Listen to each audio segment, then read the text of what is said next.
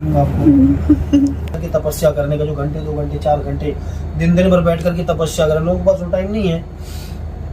तो कहते हैं ऐसी कथा सुनने की हमारी प्रबल इच्छा है, सुनाइए।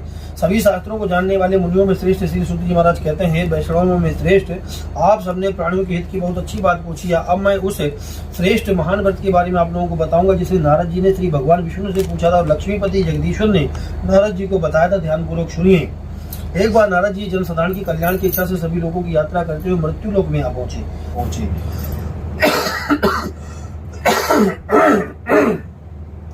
वहां अनेक योनियों में जन्मे हुए प्राय सभी मनुष्यों को अपने अपने कर्मों के अनुसार अनेक कष्टों से पीड़ित देखकर उन्होंने मन में विचार किया कि किस प्रकार से इन प्राणियों के कष्टों का निवारण होगा।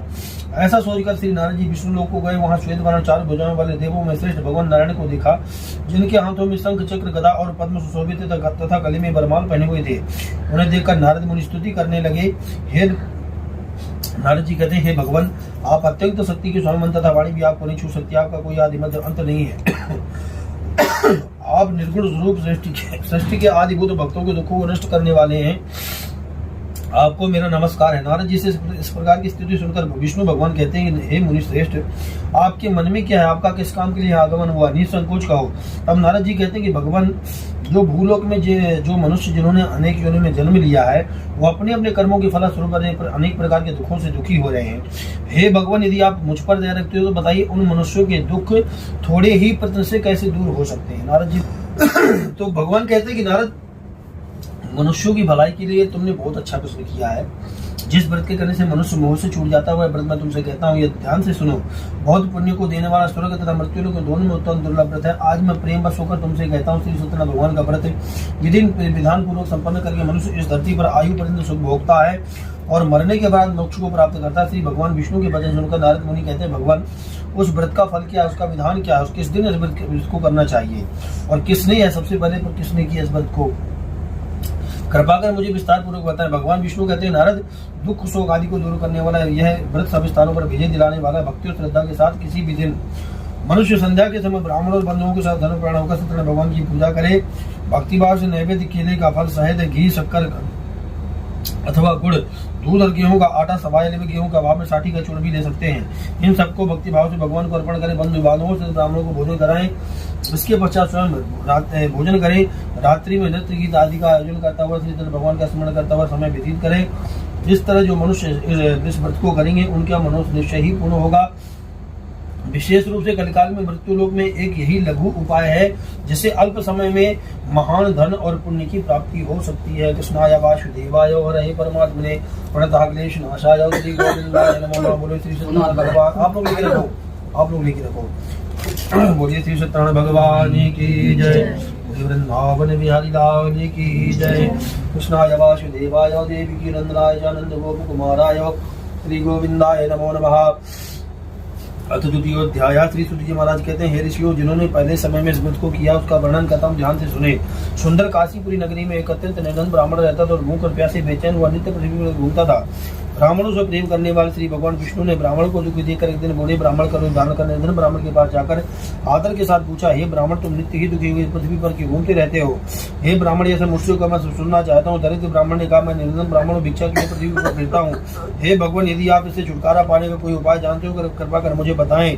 वृद्ध ब्राह्मण का रूप धारण किए हुए श्री भगवान विष्णु ने कहा, हे विप्र, श्री सत्यनारायण भगवान मनवांछित फल देने वाले, इसलिए तुम उनका पूजन करो। इस व्रत के करने से मनुष्य सब दुखों से मुक्त हो जाता है। दरिद्र ब्राह्मण को व्रत का सारा विधान बतलाकर बूढ़े ब्राह्मण का रूप धारण करने वाले श्री सत्यनारायण भगवान अंतर ध्यान हो गए। व्रत करने का निश्चय कर वो दरिद्र ब्राह्मण अपने घर को चला गया, परंतु उस रात्रि को उस ब्राह्मण को नींद नहीं आई। अगले दिन वो जल्दी उठा और सत्यनारायण भगवान का व्रत करने का निश्चय किया और भिक्षा मांगने के लिए चल दिया। उस दिन उसको भिक्षा में बहुत सारा धन मिला था। उसने पूजन का सब सामान खरीदा और घर आकर अपने बंधु बांधवों के साथ श्री सत्यनारायण भगवान का व्रत व पूजन किया। इसके करने से वह दरिद्र ब्राह्मण सब दुखों से मुक्त होकर अनेक प्रकार की संपत्तियों से युक्त हो गया। उस समय से वह विप्र हर मास व्रत करने लगा। श्री सत्यनारायण भगवान के व्रत को जो शास्त्र विधि के अनुसार श्रद्धा पूर्वक करेगा वह सब पापों से छूटकर मोक्ष को प्राप्त होगा। आगे जो मनुष्य पृथ्वी पर श्री सत्यनारायण भगवान का व्रत करेगा वह सब दुखों से छूट जाएगा। यह कहकर श्री सूत जी महाराज उपस्थित मुनियों से कहते हैं, इस तरह नारद जी से कहा हुआ सत्यनारायण भगवान का व्रत मैंने तुमसे कहा। हे विप्र, और क्या सुनना चाहते हैं मुझे बताएं। ऋषि कहते हैं, हे मुनीश्वर, इस संसार में उस विप्र से सुनकर किस किस ने व्रत जी महाराज कहने लगे, हे मुनियो, जिस जिस प्राणी ने व्रत को किया उन सबकी कथा सुनो। एक समय वह ब्राह्मण धन और ऐश्वर्य के बंधु बांधवों के साथ अपने घर पर श्री सत्यनारायण भगवान का उत्तम व्रत रख रहा था। उसी समय एक लकड़ी बेचने वाला बूढ़ा व्यक्ति वहां आया। उसने सिर पर रखी लकड़ियों गट्ठर को बाहर रख दिया और विप्र के मकान में चला गया। भूख और प्यास से दुखी लकड़हारे ने विप्र को व्रत करते हुए देखा तो भूख और प्यास को भूल गया। उसने विप्र को नमस्कार किया और पूछा कि हे विप्र, आप यह किसका पूजन कर रहे हैं? इस व्रत के करने से क्या फल मिलता है? कृपा कर मुझे बताएं। ब्राह्मण ने कहा कि सब मनोकामनाओं को पूरा करने वाला श्री सत्यनारायण भगवान का उत्तम व्रत है। इसकी कृपा से धन की वृद्धि हुई है। ब्राह्मण से व्रत के बारे में जानकर वह लकड़हारा बहुत प्रसन्न हुआ और भगवान का चरणामृत पर भोजन करने के बाद अपने घर को चला गया। अगले दिन लकड़हारे ने अपने मन में इस प्रकार का संकल्प किया कि जो आज लकड़ी बेचने जो भी धन मिलेगा उसी से श्री सत्यनारायण भगवान का उत्तम व्रत करूंगा। यह मन में विचार कर बूढ़ा लकड़हारा लकड़ियों का गट्ठर अपने सिर पर रखकर जिस नगर में सुंदर धनवान लोग रहते थे उस नगर की तरफ गया। उस दिन उसे उन लकड़ियों का दाम पहले से चौगुना प्राप्त होता है। बूढ़ा लकड़हारा अति प्रसन्न हो केले, शक्कर, शहद, घी, दूध, दही और गेहूं का चूर्ण आदि सत्यनारायण भगवान को सामग्रियों को लेकर अपने घर आया। फिर उसने अपने सगे संबंधियों को बुलाकर विधि विधान के अनुसार श्री सत्यनारायण भगवान का उत्तम व्रत व पूजन किया। उस व्रत के प्रभाव से बूढ़ा लकड़हारा धन पुत्र आदि का सुख भोग कर मरने के बाद उपरांत वैकुंठ धाम को चला गया। कृष्णाय वासुदेवाय हरे परमात्मने प्रणताक्लेशनाशाय श्री गोविंदाय नमो नमः। भगवान को चढ़ाइए। बोले श्री सत्यनारायण भगवान की जय। बोले वृंदावन बिहारी लाल की जय। कृष्णाय वासुदेवाय देवी की नंदनाय जानंद गोप कुमाराय श्री गोविंदाय नमो नमः। तृतीयोध्याय। श्री सूर्य जी महाराज कहने लगे, हे श्रेष्ठ मुनियों, अब आगे कथा कहता हूँ, उसे ध्यान से सुने। पूर्व काल में कुल का मुख नाम का अत्यंत बुद्धिमान राजा था। वह सत्य वक्ता और जितेंद्रिय था। प्रतिदिन देव स्थानों पर जाता था, गरीबों को धन देकर उनके कष्ट दूर किया करता था। उसकी पत्नी कमल के समान मुख वाली सती साध्वी स्त्री थी। भद्रशिला नदी के तट पर दोनों श्री सत्यनारायण भगवान का उत्तम व्रत किया। उस समय वहाँ एक साधु नामक वैश्य आया। उसके पास व्यापार के लिए बहुत सा धन था। वैश्य नाव को किनारे पर रोकर राजा के पास गया। राजा को व्रत करते हुए देखकर उसने विनय पूर्वक पूछा, हे राजन, भक्ति युक्त चित्त से आप यह क्या कर रहे हैं? मेरी भी सुनने की इच्छा है, कृपा कर मुझे बताइए। महाराज उनका मुख ने कहा कि साधु वैश्य, मैं अपने बंधु बांधवों के साथ पुत्रादि की प्राप्ति के लिए महाशक्तिशाली श्री सत्यनारायण भगवान का उत्तम व्रत पूजन कर रहा हूँ। राजा के वचन सुनकर साधु नामक वैश्य ने कहा, हे राजन, मुझसे भी इसका सब विधान कहे, मैं भी आपके कथनानुसार व्रत को करूंगा। मेरी कोई संतान नहीं है, मुझे विश्वास है इससे निश्चय मुझे संतान की प्राप्ति होगी। राजा ने साधु वैश्य को व्रत के सभी विधान अच्छी तरह समझा दिए। राजा से सब विधान सुनकर वह वैश्य प्रसन्नतापूर्वक अपने घर को प्रसन्न हुआ। व्यापार के कार्य से निवृत्त होकर वैश्य प्रसन्नतापूर्वक अपने घर को गया। वैश्य ने अपनी पत्नी से संतान देने वाले इस व्रत के बारे में समाचार सुनाया और उसने यह भी निश्चय किया जब मुझे संतान प्राप्त हो जाएगी तब मैं इस व्रत को करूंगा। साधु ने ऐसे वचन अपनी स्त्री लीलावती से भी कहे। एक दिन उसकी पत्नी लीलावती प्रसन्न हो संतान की जन्म प्रवृत्त होकर सत्यनारायण भगवान की कृपा से गर्भवती हो गई तथा 10वें महीने में सुंदर कन्या का जन्म हुआ। दिनों दिन कन्या स्त्रीण बढ़ने लगी, जैसे शुक्ल पक्ष का चंद्रमा बढ़ता। कन्या का नाम कलावती रखा गया। तब लीलावती ने अत्यंत आग्रह पूर्वक अपने पति को याद दिलाया कि आपने जो भगवान का व्रत करने का प्रण किया था आप उसे पूर्ण कीजिए। साधु ने कहा, हे प्रिय, मैं कन्या के विवाह पर करूंगा। इस प्रकार अपनी पत्नी को आश्वासन दिया और व्यापार करने चला गया। कलावती धीरे धीरे पिता के यहाँ रहते हुए बड़ी होने लगी। लौटने पर जब साधु ने अन्य लड़कियों के साथ अपनी पुत्रियों को खेलते हुए देखा तो उसके मन में उसके विवाह की चिंता होने लगी। उसने एक दूत को बुलाकर कहा कि पुत्री के लिए सुयोग बने पुत्र को देखकर लाओ। अब स्वामी की आज्ञा पाकर दूत कंचन नगर पहुंचा और बहुत ढूंढने पर कलावती के लिए सुयोग बने पुत्र को ले आया। वो सुयोग लड़कियों को देखकर साधु नामक वैश्य बहुत प्रसन्न हुआ और अपने बंधु बांधवों सहित आनंदचित्त होकर अपनी पुत्री का विवाह उसके साथ कर दिया। किंतु दुर्भाग्य से वह विवाह के समय भी सत्यनारायण भगवान का व्रत करना भूल गया। इस पर सत्यनारायण भगवान क्रोधित हुए और उन्होंने उसको श्राप दिया कि तुम्हें दारुण दुख प्राप्त होगा। अपने कार्य में कुशल साधु बनिया साधु नामक वैश्य अपने जमाता दामाद के सहित नामों को लेकर व्यापार करने के लिए समुद्र के समीप स्थित रत्नसारपुर नगर में गया। दोनों ससुर और जमाई उस नगर के राजा चंद्रकेतु से अनुमति लेकर उसके राज्य में व्यापार करने लगे। एक दिन भगवान सत्यनारायण की माया से प्रेरित होकर चोर राजा का धन चुराकर भागा जा रहा था, किंतु राजा के दूतों को अपने पीछे वेग से आता हुआ देखकर चोर ने घबराकर राजा के धन को चुपचाप वहीं रख दिया और राजा के समीप जाकर कहते कि यह तो हम चोर पकड़ कर लाए हैं, इनके लिए हमें आज्ञा दे। तब राजा उनके लिए आज्ञा दी। तब राजा ने उनकी कोई बिना बात सुने ही उनको कठोर कारावास में डालने की आज्ञा दे दी। इस प्रकार राजा की आज्ञा से उनको कठोर कारावास में डाल दिया गया। जब उनका जितना धन था सब छीन लिया गया। सत्यनारायण भगवान के श्राप के कारण उसके साधु वैश्य की पत्नी लीलावती और पुत्री कलावती भी घर पर बहुत दुखी हुई। घर पर जो धन रखा था चोर चुरा कर ले गए। शारीरिक व मानसिक पीड़ा तथा भूख और प्यासे अति दुख तो भोजन की चिंता में कलावती ब्राह्मण के घर गई। उसने ब्राह्मण को श्री सत्यनारायण भगवान का व्रत करते देखा। उसने कथा सुनी पर प्रसाद ग्रहण कर रात को घर आई। माता ने कलावती से पूछा, हे पुत्री, अब तक तू कहां रही, तेरे मन में क्या है? कलावती बोली, माता, मैंने एक ब्राह्मण के घर में सत्यनारायण भगवान का व्रत होते देखा। कन्या के वचन सुनकर कलावती ने सत्यनारायण भगवान के पूजन की तैयारी की। उसने परिवार और बंधुओं सहित सत्यनारायण भगवान का पूजन और व्रत किया और वर मांगा कि मेरे पति और दामाद शीघ्र ही घर लौट आए। साथ ही प्रार्थना की, प्रभु हमका सबका अपराध क्षमा करे। श्री सत्यनारायण भगवान फिर से संतुष्ट हुए। उन्होंने राजा चंद्रकेतु को रात्रि में स्वप्न दर्शन देकर कहा, राजन, जिन दोनों वैश्यों को तुमने बंदी बना रखा वे दोनों निर्दोष हैं। उन्हें प्रातः ही छोड़ दो, अतः उनका जितना धन तुमने छीना है उसे लौटा दो, अन्यथा मैं तुम्हारे धनराज पुत्र आदि को सब नष्ट कर दूंगा। राजा से ऐसे वचन कहकर भगवान अंतर्ध्यान हो गए। प्रातः काल राजा चंद्रकेतु ने सभा में अपना स्वप्न सुनाया और सैनिकों को आज्ञा दी उन दोनों बणिक पुत्रों को कैद से मुक्त कर सभा में लाया जाए। दोनों ने आते ही राजा को नम्र प्रणाम किया। राजा ने कोमल वचनों में कहा कि हे महानुभावों, तुम्हें दुर्भाग्यवश ऐसा कठिन दुख प्राप्त हुआ, तुम्हें अब कोई भय नहीं है, तुम मुक्त हो। ऐसा कहकर राजा ने उनको नए नए वस्त्र आभूषण दिए तथा जितना धन लिया था उसमें दोगुना चौगुना लौटा करके आदर सहित विदा किया। दोनों वैश्य प्रसन्नता पूर्वक अपने घर को चल दिए। कृष्णाय वासुदेवाय हरे परमात्मने प्रणताग्रेश नाशाय श्री गोविंदाय नमो। बोले श्री सत्यनारायण भगवान की बोलो वृंदावन बिहारी लाल की जय। अथ चतुर्थो अध्याय। श्री सूर्य जी महाराज कहते हैं कि वैश्य ने मंगलाचार करके अपनी आगे की यात्रा आरंभ की और अपने नगर की ओर चलने लगा। उसके थोड़ी दूर आगे बढ़ने पर दंडी भेषधारी श्री सत्यनारायण भगवान ने उससे पूछा कि हे साधु, तेरी नाव में क्या है? अभिमानी बड़ी खस्ता हुआ बोला कि हे दंडी, आप क्यों पूछते हो? क्या धन लेने की इच्छा है?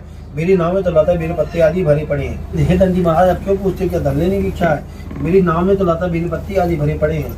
वैश्य का कठोर वचन सुनकर दंडी भेषधारी श्री सत्यनारायण भगवान ने कहा कि तुम्हारा वचन सत्य हो। ऐसा कहकर वहां से चले गए। कुछ दूर जाकर समुद्र किनारे बैठ गए।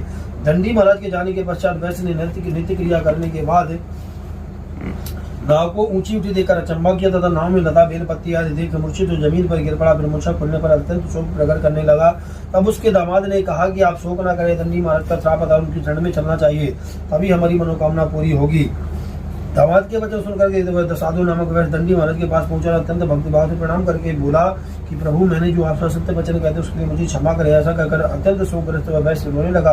तब दंडी के रूप में आए श्री सत्यनारायण भगवान ने कहा, हे बणिक पुत्र, मेरी आज्ञा से तुझे बार बार दुख प्राप्त हुआ है, तू मेरी पूजा से विमुख हुआ है। तब साधु नामक वैश्य ने कहा कि भगवान, आपकी माया से मोदी ब्रह्मादि देवता भी आपके रूप को नहीं जान पाते, तब भला मैं अज्ञानी कैसे जान सकता हूँ? आप प्रसन्न हो, मेरी रक्षा करो, पहले के समान नौका में धन पूर्ण कर दो। उसके भक्ति के वचन सुनकर सत्यनारायण भगवान प्रसन्न हो गए। उसकी क्षमता बढ़ देकर अंतर ध्यान हो गए। तब ससुर व दामाद दोनों ने नाव पर आकर देखा, नाव धन से परिपूर्ण है। फिर भगवान सत्यनारायण का पूजन कर साथियों से तब अपने नगर को चला। जब अपने नगर के निकट पहुंचा तब उसने अपने दूत को घर भेजकर अपने आने की सूचना भिजवाई। दूत ने साधु नामक वैश्य के घर जाकर उसकी पत्नी से दोनों के आने की सूचना दे दी। लीलावती उसकी कन्या कलावती उस समय भगवान का पूजन कर रही थी। दूत का वचन सुन करके साधु की पत्नी ने बड़े हंसी के साथ भगवान का पूजन पूर्ण किया और पुत्री से कहा कि मैं अपने पति को दर्शन को जा रही हूँ, तू कार्य पूर्ण कर शीघ्र आ जाना। परंतु कलावती पूजन एवं प्रसाद को छोड़कर पति के दर्शन को चली गई। प्रसाद की अवज्ञा के कारण सत्यदेव ने रुष्ट उसके पति को नाव से पानी में डुबो दिया। कलावती अपने पति को न देखकर रोती हुई जमीन पर गिर पड़ी। फिर नौका को डूबा हुआ तथा कन्या को रोता हुआ देख साधु नामक वैश्य बहुत दुखित हो बोला, हे प्रभु, मुझसे या मेरे परिवार से जो भूल हुई है उसे क्षमा करे। उसके दीन वचन सुनकर सत्यदेव भगवान प्रसन्न हुए। तत्पश्चात आकाशवाणी हुई, हे वैश्य, तेरी कन्या मेरे प्रसाद को छोड़कर आई है, इसलिए इसका पति हुआ है। यदि घर जाकर प्रसाद खाकर लौटे तो इसका पति अवश्य मिलेगा। ऐसी आकाशवाणी सुनकर कलावती ने घर पहुंचकर प्रसाद खाया। फिर आकर अपने पति के दर्शन किए।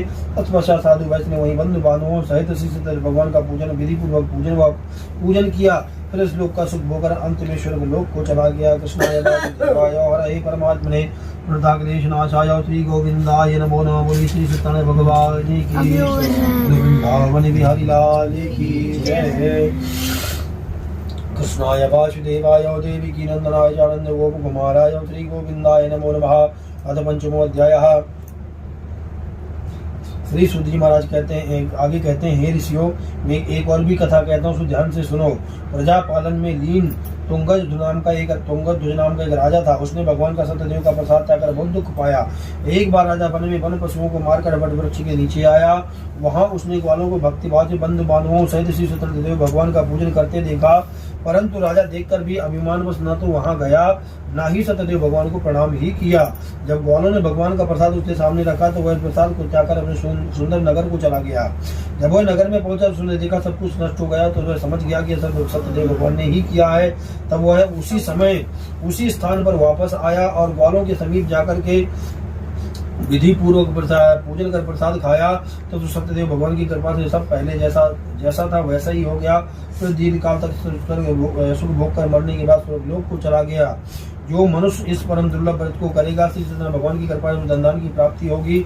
इससे निर्धन को धनबंदी को बंधन से मुक्ति, संतानहीनों को संतान की प्राप्ति तथा सही प्रकार की मनोकामनाओं की पूर्ति होती है और अंतकाल में वैकुंठ धाम को चला जाता है। जिन्होंने पहले समय व्रत को किया उसके दूसरे जन्म की कथा भी सुनिए।